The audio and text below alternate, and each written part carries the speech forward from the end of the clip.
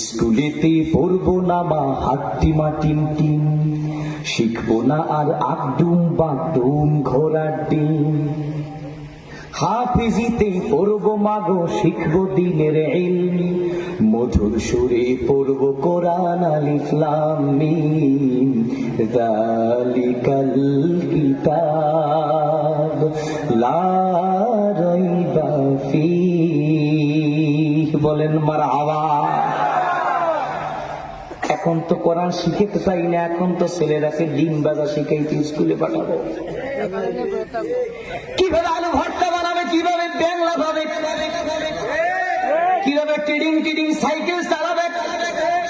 এ বন্ধু, অঙ্কুরেই তো বিনাশ হয়ে যাবে, সন্তানটা শুরুতেই শেষ হয়ে যাবে। ছোট্ট সন্তানটা শিখবে আগডুম বাগডুম ঘোড়ার ডিম।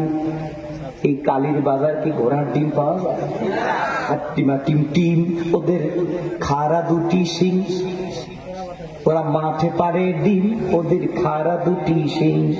এই কালীর বাজারে কোন মাঠে কি সিংওয়ালা কোন প্রাণীতে ডিম পাচ্ছে? চাঁদপুরি মনে হয় কিছু পারে হালকা, নাই। তাই ঘোড়ার ডিম মানে কি? কিছু না, একটু হাত দেখান, হাত দেখান, হাত দেখান। ঘোড়ার ডিম মানে কি? হাত লাগান, হাত লাগান। ঘোড়ার ডিম মানে কি? কিছু না।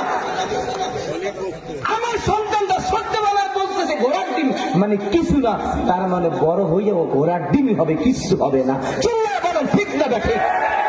কিন্তু আজকে আমাদের এখান থেকে সিদ্ধান্ত নিতে হবে, আমি মরে গেল আমার কবরে কিনারে দাঁড়ায়া যত সন্তান যদি রেখে যেতে হয় একদম একদম ঘোড়ার ডিম শিখাইয়া আমার সন্তানকে আদর্শ মানুষ করা যাবে না।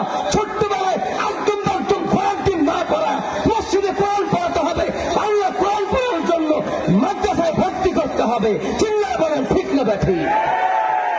একদম বাথরুম ঘোড়ার ডিম পড়ায় কিচ্ছু হবে না।